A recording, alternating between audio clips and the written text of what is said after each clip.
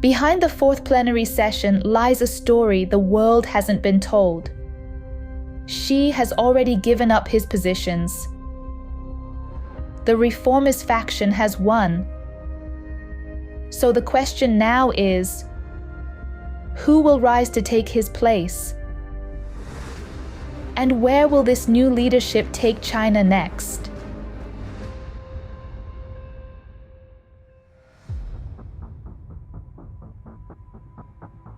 Welcome back to Final War with Katherine Hu. Beijing's highly anticipated Fourth Plenary Session has come to an end. Yet the dramatic power reshuffle that millions inside and outside China had been waiting for never happened. It is now clear that Xi has lost his grip on the military.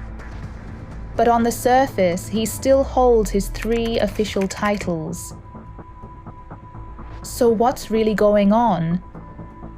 Does Xi still command power, or has he already been stripped of it behind closed doors? Did the reformist camp lose this final war? Or did something else happen entirely?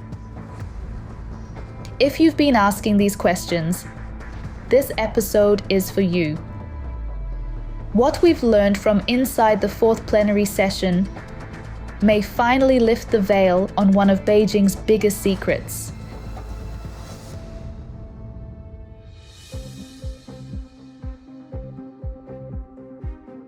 The 20th Fourth Plenary Session was not what Beijing claimed it to be. Despite official headlines about reviewing the 15th five-year plan, that plan had already been finalized long ago. The real battle inside Zhongnanhai was over the party's direction, much like the Third Plenary Session of 1978. Once again, it was a clash between Mao's hardline legacy and Deng Xiaoping's reform and opening path. On October 20th, the opening day of the meeting, Party elder Wen Jiabao, acting on behalf of the Central Party decision-making and coordination body, demanded that every member of the Politburo submit an individual report to the full session. Even Xi Jinping, now weakened but still holding his titles, was required to lead by example. In an unprecedented scene, Xi delivered a lengthy self-criticism, admitting to a series of major mistakes made since the 20th Party Congress, tracing them back to the constitutional amendment that allowed him to extend his term. Taking responsibility, he asked to step down as General Secretary and Chairman of the Central Military Commission. Then, one after another, Li Qiang, Cai Qi, and 23 other Politburo members took the stage to read their own statements. Zhang Yuxia, speaking for the military, confessed his blind loyalty, acknowledging that his role in securing Xi's third term had caused grave damage to both the party and the armed forces. Several leaders, including Li Qiang, reportedly broke down in tears, saying they had failed to uphold collective leadership and resist the rise of one-man rule, allowing the party to drift toward a political dead end. Zhang Yuxia then proposed that the Central Party decision-making and coordination body, under Wen Jiabao's leadership, temporarily replace the Politburo Standing Committee until the next party congress. The coordination body formally endorsed Xi's resignation and added General Liu Yuan as its military representative. After discussion, the full Central Committee adopted a resolution. Xi would step aside as General Secretary. Wang Yang would serve as acting General Secretary until the 21st Congress, and Liu Yuan would temporarily head the Central Military Commission. To maintain stability, no Politburo reshuffle would be made until the next Congress. In essence, the Fourth Plenary Session became something far larger than an internal meeting. Under Wen Jiabao's direction, it turned into a political correction, a turning point meant to restore balance after years of concentrated power.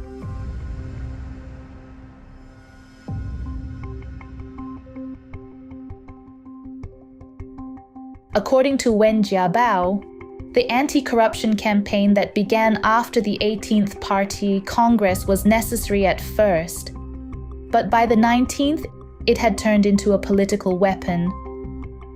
What began as discipline had become suppression. The result was chaos inside the party, and Wen said it had to be corrected. He told the Central Committee that unity was essential. The party must recognize its mistakes, abandon the far-left course, return to reform and opening, and once again make economic development the center of national policy. Wen also ordered that Xi's resignation as party chief and head of the Central Military Commission remain a top secret, handled exactly as Hua Guofeng's resignation had been decades earlier. Only full and alternate Central Committee members were to be informed, and no written record would be circulated. That's why Beijing's official communiqué told a different story. To the outside world, nothing appeared to have changed. But in truth, everything had. After the Fourth Plenary Session, Xi was expected to relinquish all control over the party, the government, and the military. What remained was only the formality, a symbolic figure still performing his role, while Beijing worked to keep the news sealed. Yet one consequence could not be undone, because Xi's resignation was voluntary. The investigation into Li Keqiang's case would remain permanently buried. And that brings us to the question everyone is now asking. Who is Wang Yang, the man poised to succeed Xi? Why was he chosen at such a decisive moment of transition? In the rest of this episode, we'll trace Wang Yang's story from the beginning. Because this man was not an accident of history. He was the successor Wen Jiabao had deliberately groomed for years.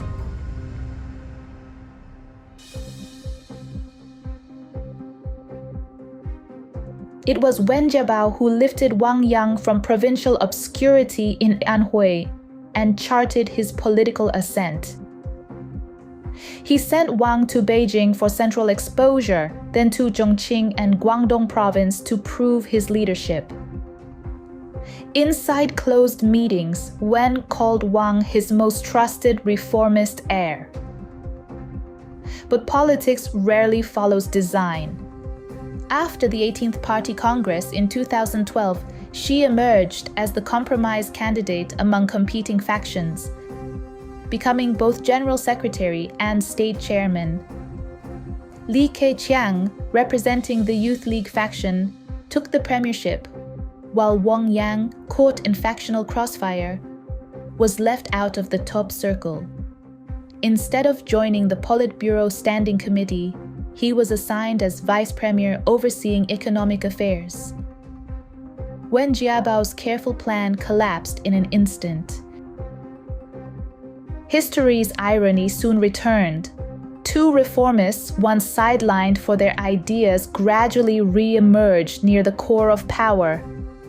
According to internal accounts, after Xi's influence weakened, Wen Jiabao became head of the Central Party decision-making and coordination body, while Wang Yang rose to serve as acting General Secretary. During a recent trip to the United States, Premier Li Qiang even echoed one of Wang Yang's old lines, comparing China and the United States to a married couple. A comment that reignited speculation about shifting power balances inside Beijing. Today, we begin Wang Yang's story from the very beginning. his childhood, and the long path that brought him here.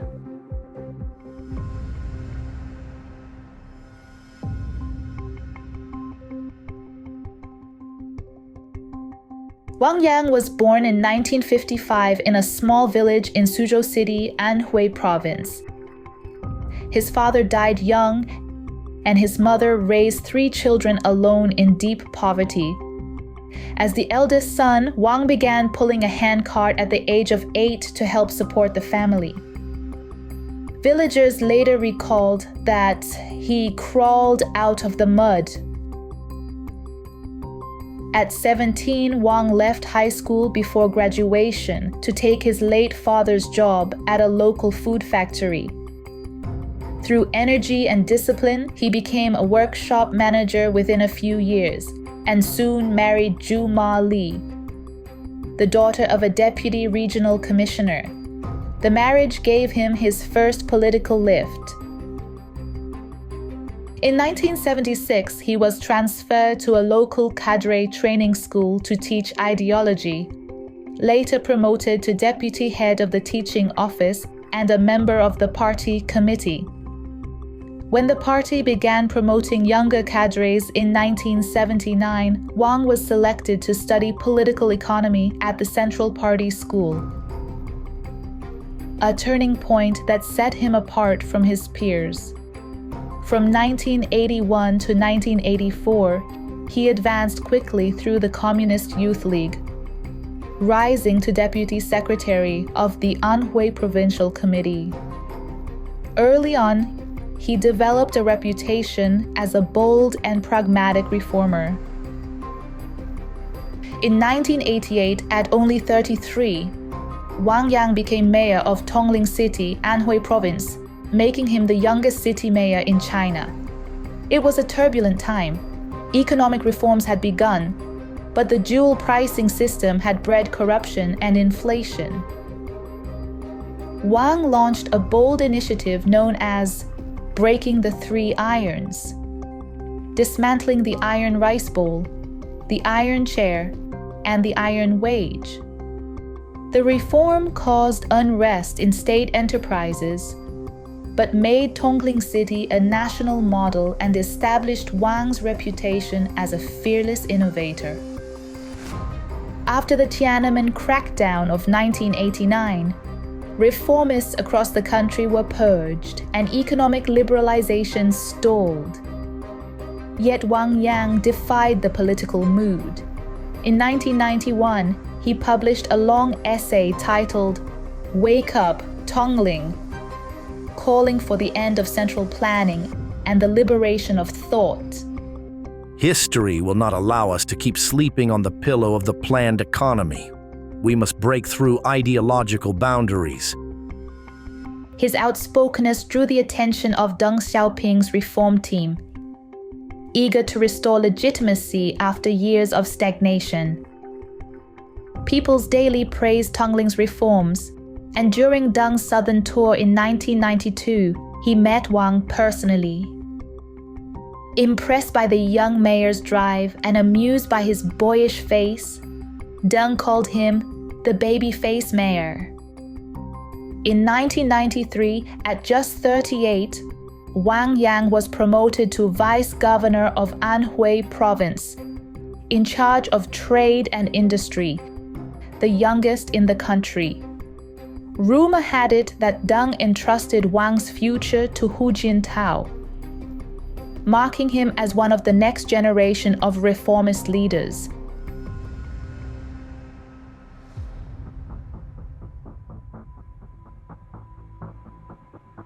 Wang Yang's success in Anhui brought him national recognition, but breaking into Beijing's power center required strong backing.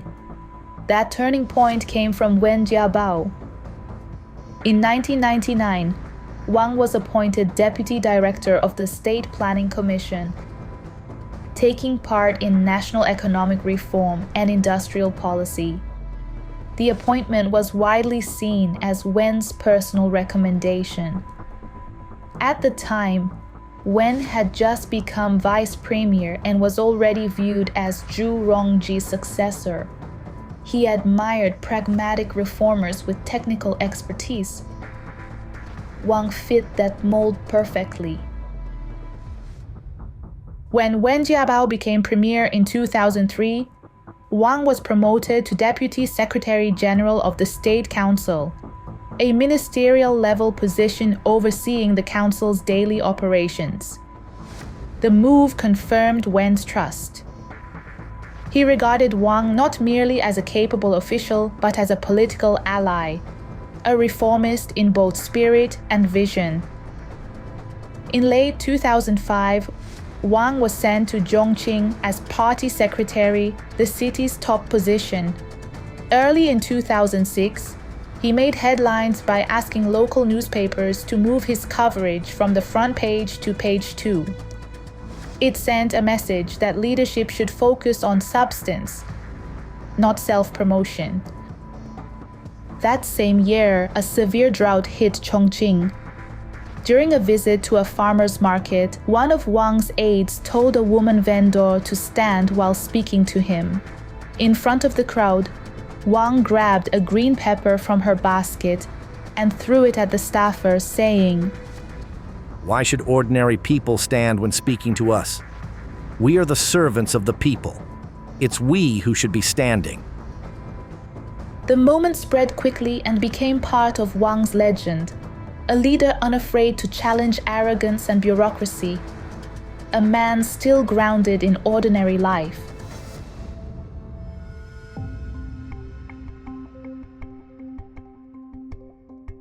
Wang Yang's approachable and outspoken style soon made him one of China's most visible reform-minded leaders. In 2007, Chongqing became the stage for the now famous Nail House incident. A couple refused to vacate their home for redevelopment, leaving their house stranded on a pillar of earth in the middle of a construction pit. Rather than using force, Wang ordered officials to negotiate publicly and peacefully.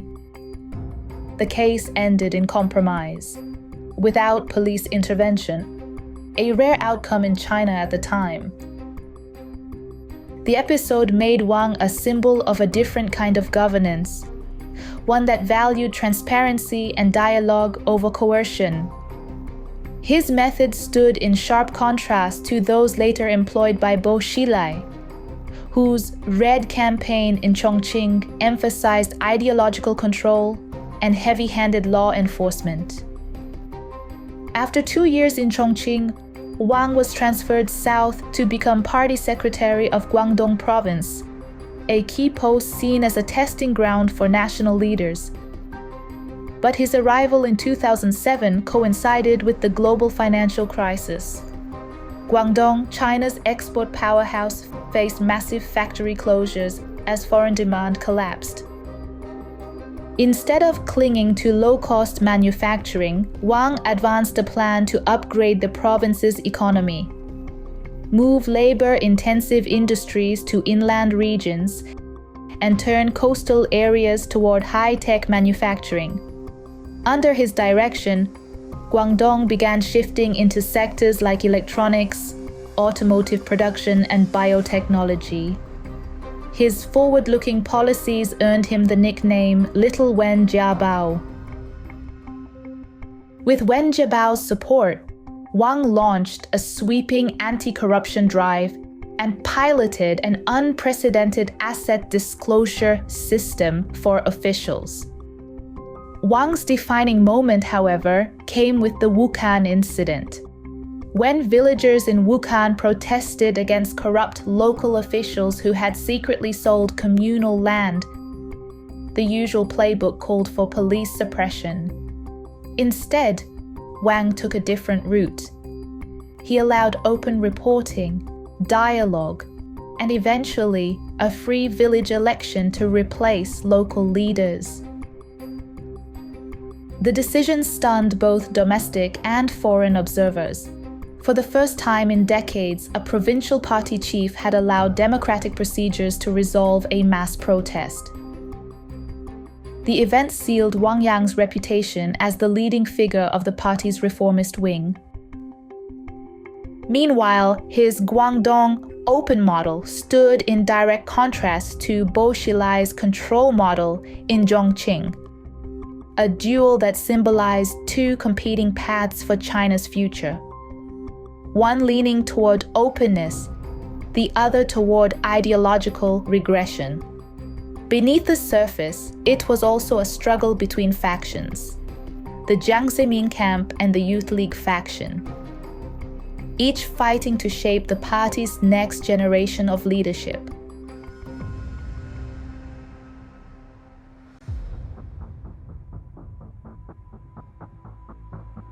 For a time, many believed that Wang Yang's Guangdong model represented China's future. His rise to the premiership seemed almost inevitable, but history moved in another direction.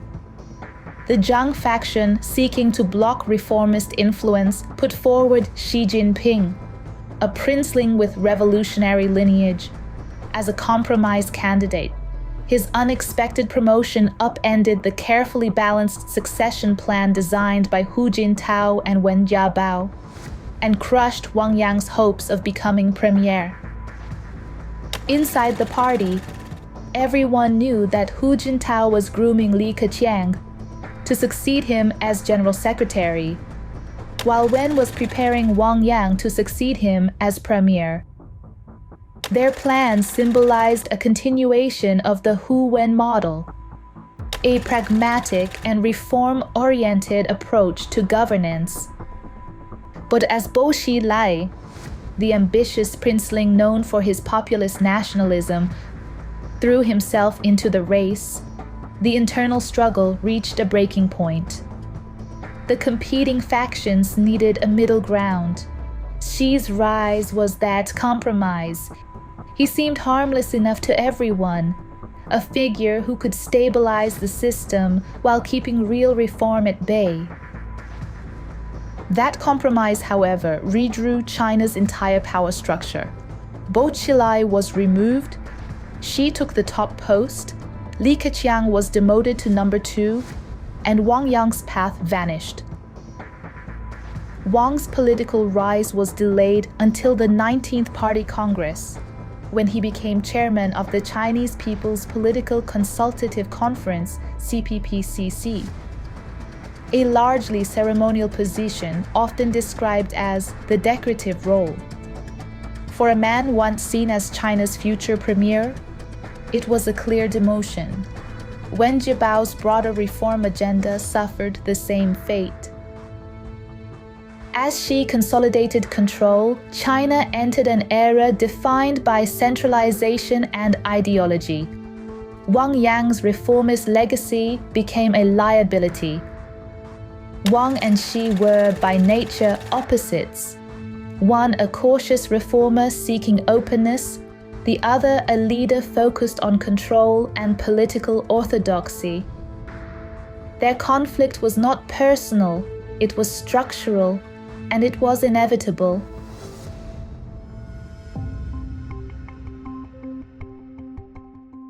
Long before the full confrontation between the two men became visible, the tension was already there. In 2012, just before the 18th Party Congress, Wang Yang gave a speech in Guangdong that made the contrast unmistakable. He said, "We must abandon the false belief that people's happiness is a gift granted by the party or the government."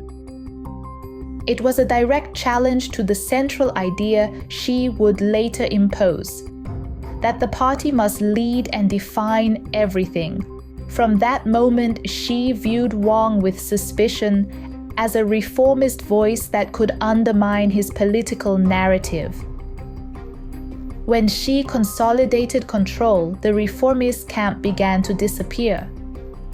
At the 20th Party Congress in 2022, after removing term limits and redesigning the top leadership around himself, Xi sidelined every major reformist.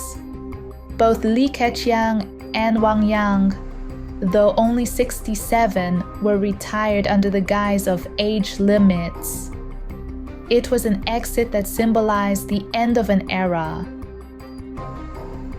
During that Congress, as Hu Jintao, the former party leader, was escorted out of the Great Hall of the People, Wang Yang sat motionless, his face expressionless.